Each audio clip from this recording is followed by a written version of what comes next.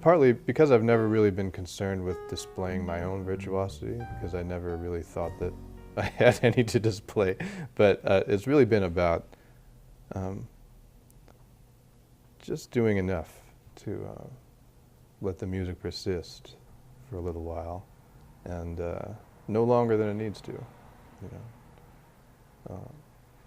It has to do with basically my relationship to the instrument and my own kind of path through this music, which itself has been, one discovery after another, sort of by a lot of accidents that just sort of brought me into this. So I don't really have any grand plan of domination or anything like that. I just sort of want to be able to move with some amount of grace and some amount of power inside the music.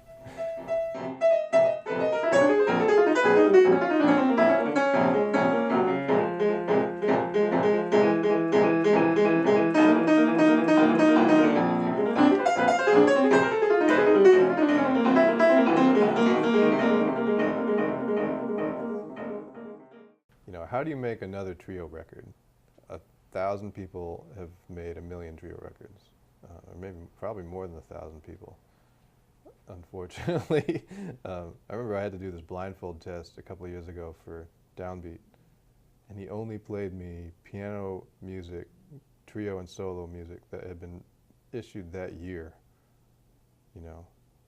And by the end of it, I was ready to shoot myself. It's like, it all blended together in a way that was just depressing, like how do you really distinguish yourself in this format?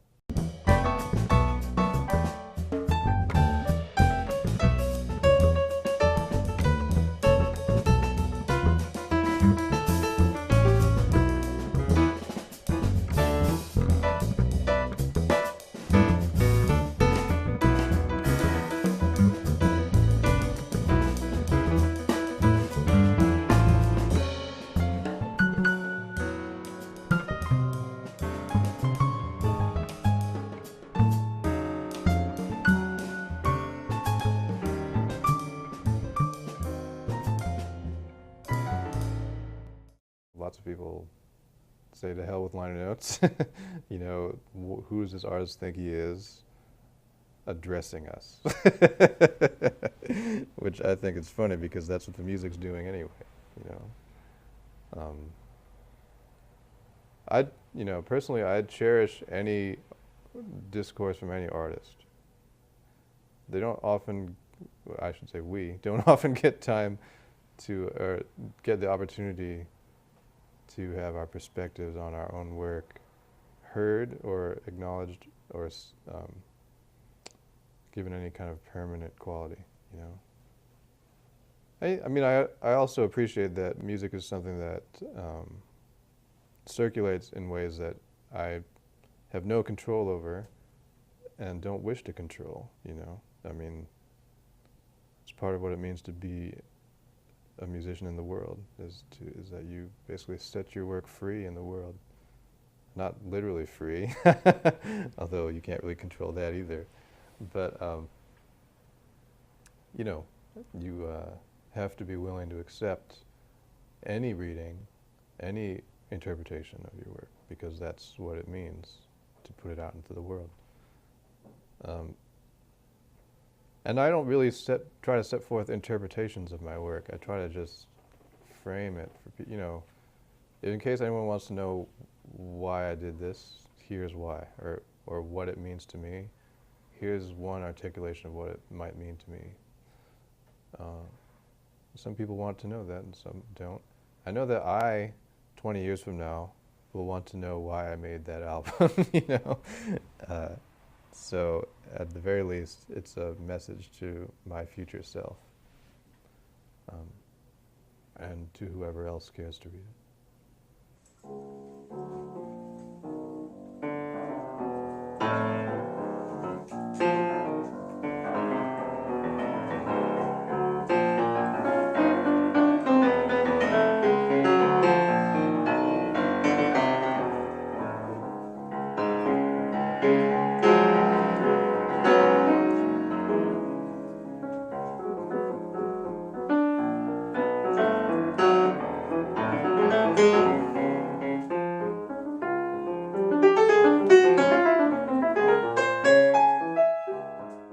To me, what jazz is a field.